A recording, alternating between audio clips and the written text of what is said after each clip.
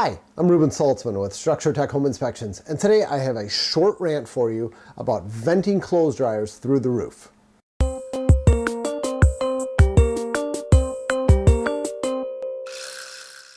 Yeah, it drives me through the roof when this is done.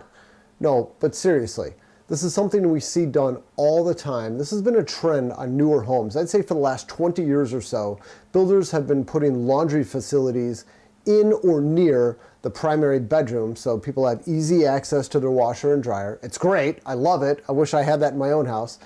But then what do they do with the clothes dryer terminal? They take that vent and they vent it right up and they vent it through the attic onto the roof.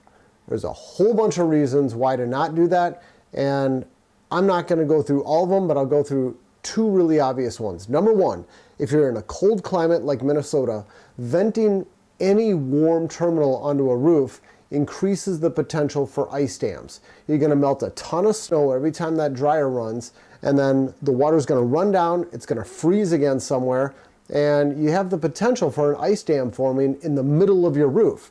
And in the middle of your roof, you don't have ice and water shield underneath the shingles. So you have a much greater potential for causing a roof leak when you vent a dryer onto a roof. Now, number two, and this is the big one, and it applies to people in all climates. How the heck is the homeowner supposed to clean the dryer vent terminal?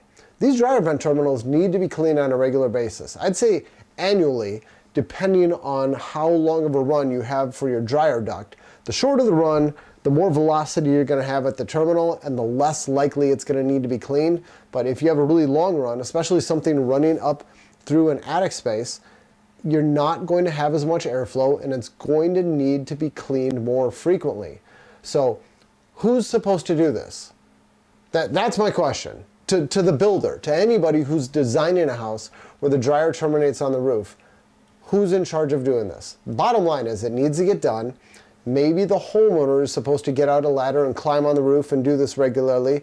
Maybe they need to hire someone to do it. But in a perfect world, the dryer vent terminal would exit at the side of the house, ideally somewhere where the homeowner doesn't need a ladder to clean it. But even if you do need a ladder to clean it, at least you're on a ladder. You're not walking on a roof. Roofs are unsafe for a lot of people to walk. So I personally think it's a horrible spot to terminate your dryer vent. If you do have a dryer vent terminated at your roof and there's nothing you can do about it, my one piece of advice to make it a little bit better would be the next time your roof covering is replaced, think about having the terminal replaced with one that's designed for better airflow. There's a company called Innovate. I've reviewed some of their products in the past. They make this dryer flex material. They also make a special terminal that improves airflow and is less likely to get clogged. I don't have one because I don't have a dryer that terminates at the roof, but I think they make fantastic products, and this would be a good product to install at your roof if you're having the roof covering replaced and you get a dryer that vents through there. Okay, that was my rant. That's all I got for you today. Again, I'm Ruben Saltzman with Structure Tech Home Inspections. Thanks for watching. Take care.